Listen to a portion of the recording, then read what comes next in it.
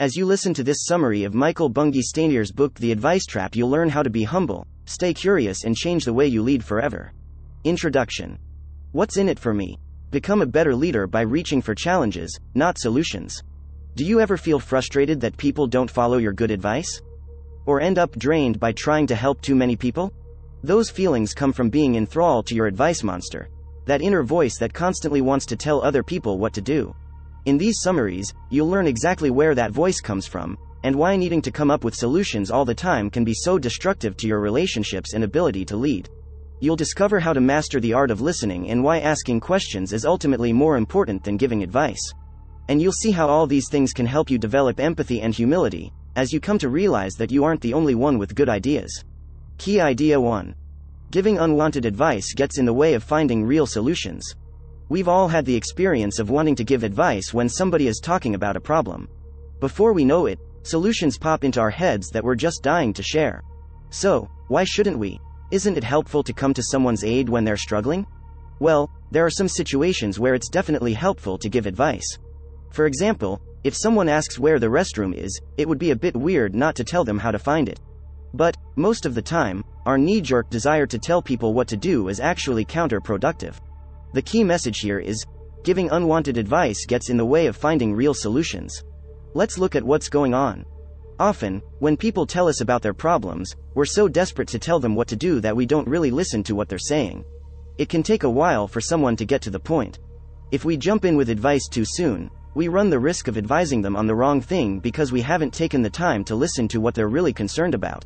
Even if we do get it right, most of the time we'll end up giving mediocre advice anyway. That's because the majority of us don't listen deeply enough to pick up the necessary information. Instead, we rely on limited knowledge and our own assumptions to find a solution. In our rush for a quick fix, we hold on to the first idea we have instead of throwing out a few and looking for the best one. Compulsively giving advice also affects our well-being. It's exhausting trying to solve the world's problems and do everybody else's jobs for them all the time.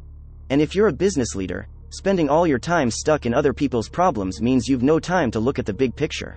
It's also no fun being on the receiving end of a barrage of unsolicited advice. It can feel undermining, like people don't trust you to make your own decisions or come up with solutions by yourself. Those of us who constantly give advice are our own worst enemies. By underestimating the capabilities of the people around us, we strangle innovation and exhaust ourselves. In order to break the cycle, we must come face to face with our inner advice monsters. Key Idea 2. We all live with an internal advice monster, and it's time to get it under control. That voice whispering in your ear, the one that says you have all the solutions, is your personal advice monster.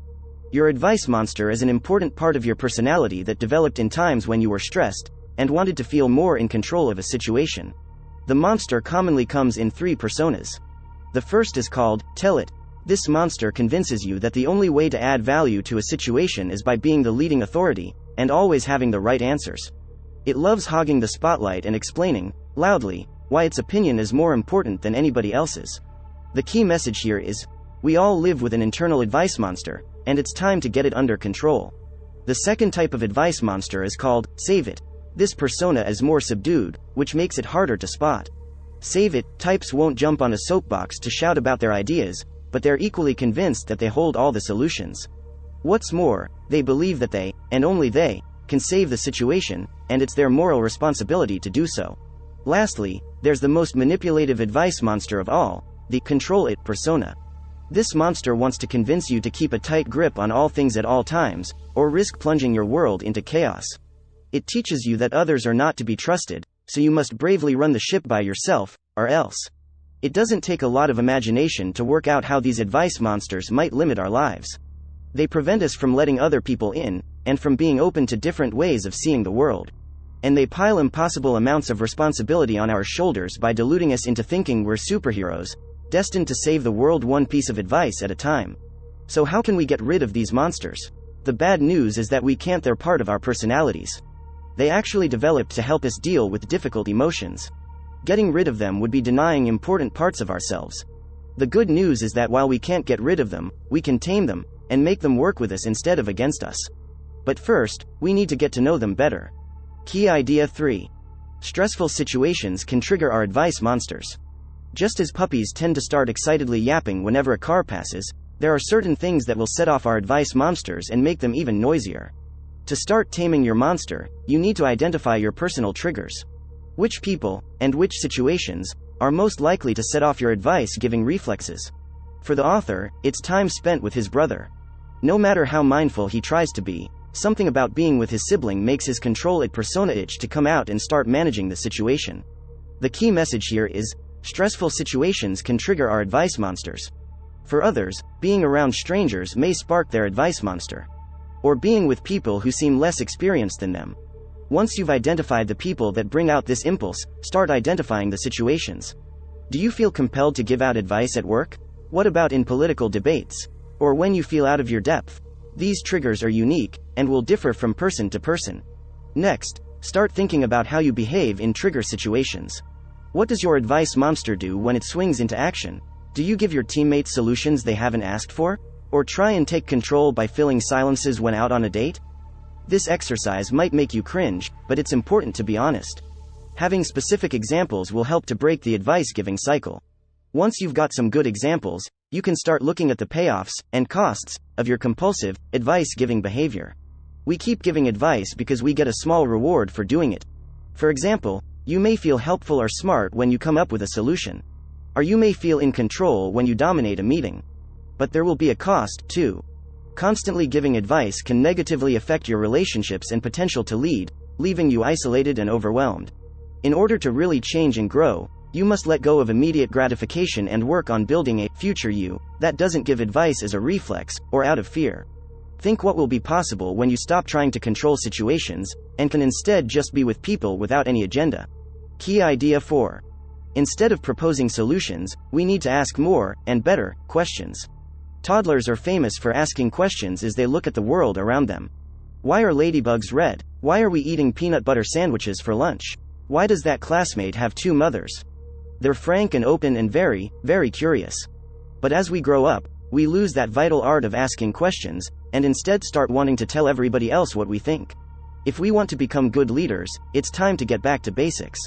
The key message here is, instead of proposing solutions, we need to ask more and better questions. So how do we learn to ask good questions? The most important thing is to keep them short and simple, and make sure that they are genuinely open-ended. For example, beginning a conversation by asking, "What's on your mind?"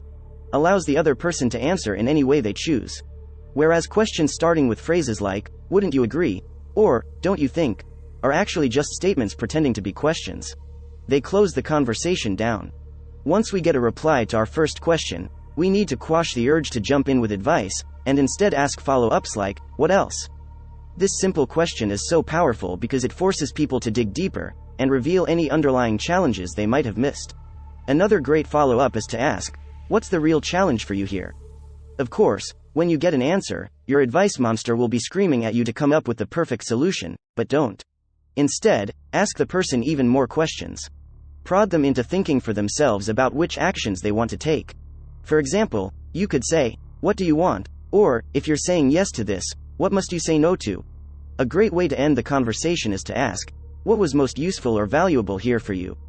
Giving someone the chance to formulate that for themselves is much more helpful than lecturing. By starting to ask great questions, you nurture the most important quality you can have as a leader, curiosity. By taking the time to listen to the people around you, you give them the space to tune into their own inner wisdom and build a sense of autonomy and purpose. Key idea 5. People will do anything to try and avoid having a vulnerable conversation. By asking questions, you'll notice something important start to shift. Instead of being ruled by your advice monster, you'll begin to adopt a coaching habit, which means you're more interested in helping to identify challenges than coming up with perfect answers. But sometimes, in spite of your best efforts, you'll get stuck in a conversation that's not going anywhere. You ask the right questions, but you still can't quite get to the heart of the challenge. That probably means you're confronting a foggy fear. Foggy fires are conversational traps that, much like fog, can hide what's really going on. The good news is that the sooner you learn to spot them, the sooner you can blow them away. The key message here is, people will do anything to try and avoid having a vulnerable conversation.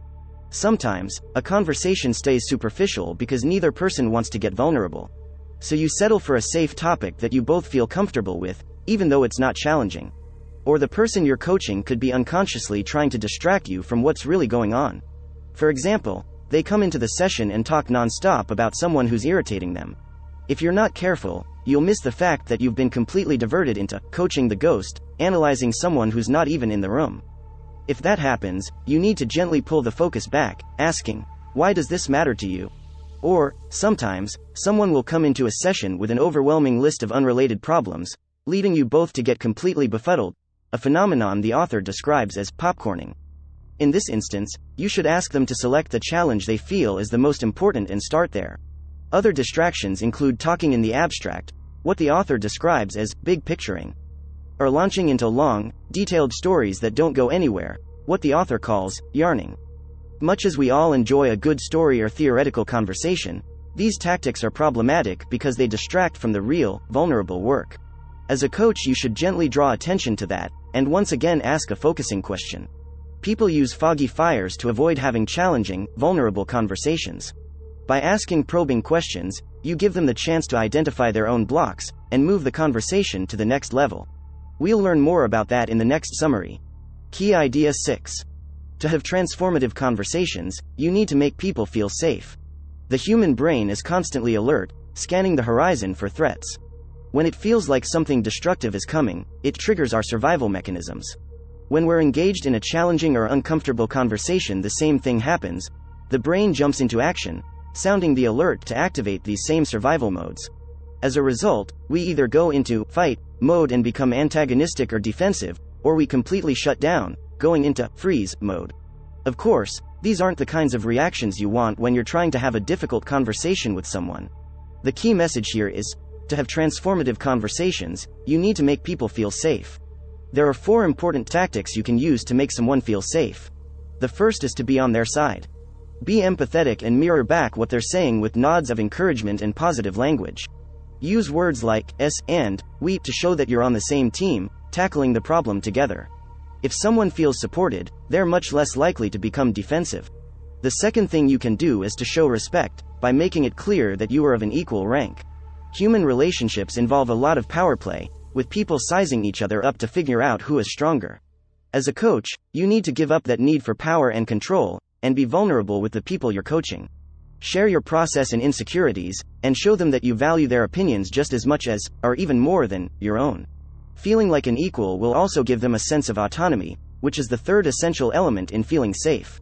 If people feel like they have a say in the process, they'll be much more likely to open up.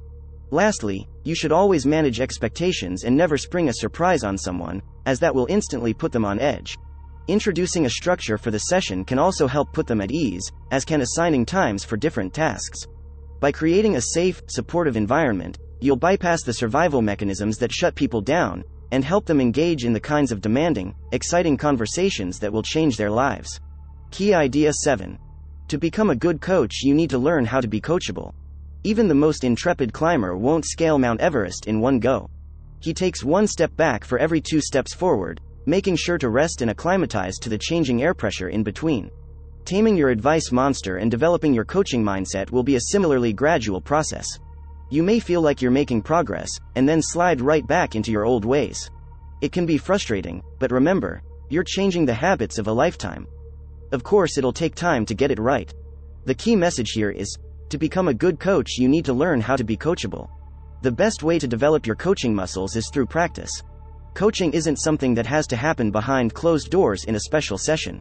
You can use the key skills of listening and asking questions in every interaction you have. Ask your family open-ended questions about their day.